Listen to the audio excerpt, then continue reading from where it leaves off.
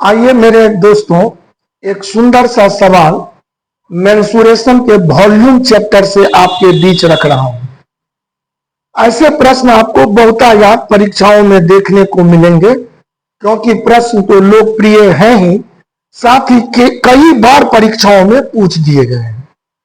तो ऐसे प्रश्न जब आपको परसेंट में वृद्धि कमी दे और उस वस्तु के आयतन में आपसे सवाल कर दे, उस वस्तु के आयतन में आपका प्रभाव पूछ दे आयतन पर, तो ऐसे आयतन पर प्रभाव निकालने का तरीका देखिए।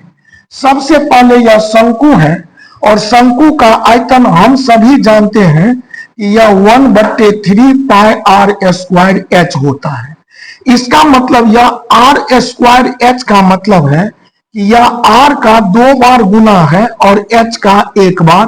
बाकी संख्या जो भी है 1/3 पाई है तो अपना है।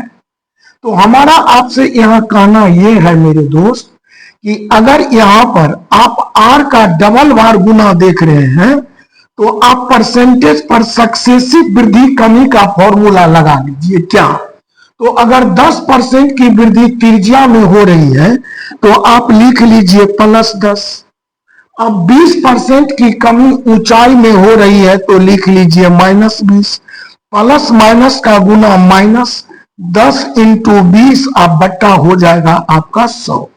इससे रिजल्ट देखिएगा तो +10 -10 -10 और -2 आपका ये आ गया -12।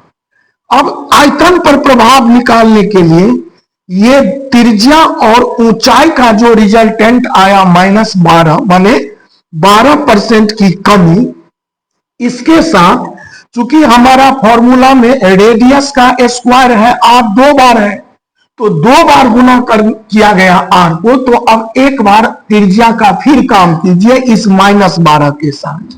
तो त्रिज्या में 10% की वृद्धि हो रही है तो यहां लिख दीजिए +10, फिर माइनस और प्लस का गुना -12 × 10 बट्टा लिख लीजिए 100। ये काट लीजिए -12 + 10 का मतलब होगा -2 और यहाँ 12/10 का मतलब 1.2 अर्थात -3.2 का मतलब हो जाएगा 3.2% की कमी, चूंकि माइनस इंडिकेट हो रहा है। और इस तरह आप सूत्रों के महाजाल से और कुछ भी मानने से बच जाइएगा और आपका solution within second 5 second 10 second आ जाएगा। मुझे लगता है कि वीडियो पसंद पड़ रहा होगा। अगर वीडियो पसंद पड़ रहा हो तो लाइक और शेयर जरूर कीजिएगा। Thank you so much.